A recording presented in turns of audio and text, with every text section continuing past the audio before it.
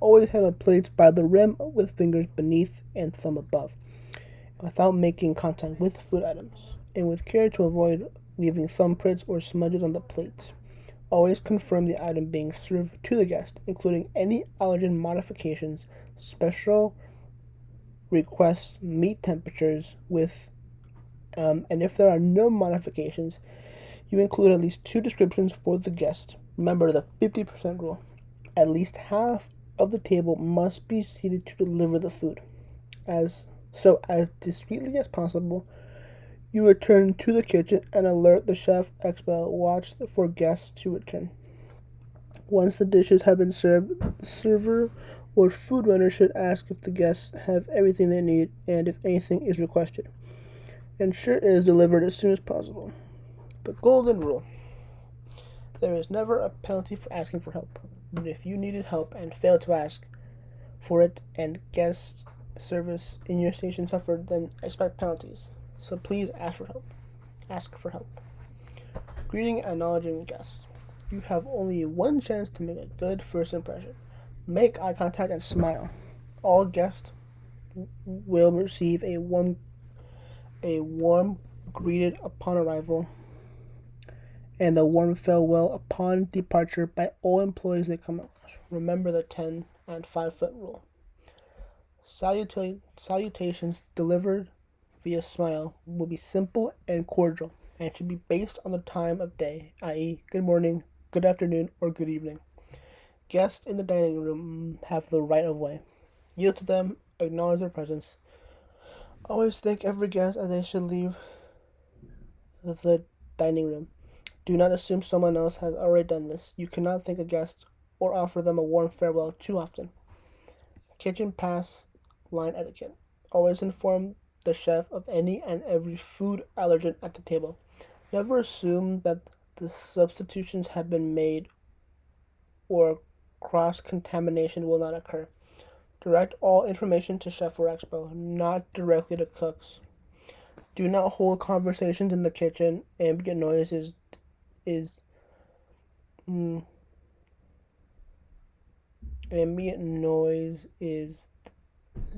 detrimental to communication. Do not assume you know to whom the finished plates are going to. Chef or expo will direct you to the items that need to be delivered and to whom they will be served. Never permit being busy to affect your concentration. Is the item garnished, modified for any allergy? Delivering the wrong item to the wrong guest creates big problems. This can be avoided. Do not take any samples or taste out of the kitchen without permission of kitchen management. Language etiquette. Speaking as guests. This is an institute of higher learning. Speak using proper English. Avoid informality. There will be no use of slang or jargon, i.e., four tops or 86th. Speaking clearly and concisely with warmth and sincerity in a friendly and upbeat tone. Speak clearly, be inclusive. And whenever you're referring to the restaurant and kitchen, never use the terms I, they, them, or theirs. Always use we, us, and ours. We succeed and fail as a team. Accurately answer all questions. If you do not know the answer, never say I don't know. Instead, you tell the guest that you will find out and get the answer as soon as possible. Never give inaccurate information. Use may I as opposed to can I. Avoid asking are you done or are you still on that. Or can I clear for you? The best choice is may I or simply may I. Take this for you. With an open-handed gesture. Marking tables. After the table has been cleared and, if necessary, crumbed, mark the table for the next course. Always perform marking open-handed. When marking to the right of the guest, use your right hand from the right side of the guest. When marking to the left, use with the left from the left. Always use a marking tray lined with a clean serviette. Never use this tray for bussing. Menu knowledge.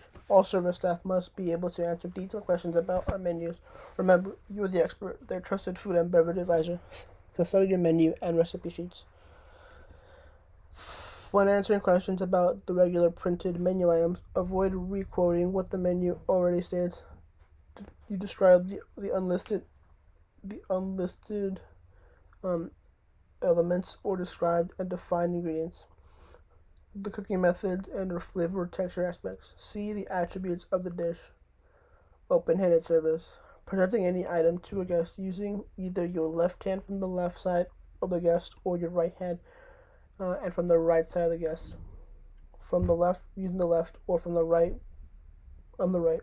This method will minimize the server's intrusion to guests' personal space. Taking orders. Always write down guest food and beverage orders.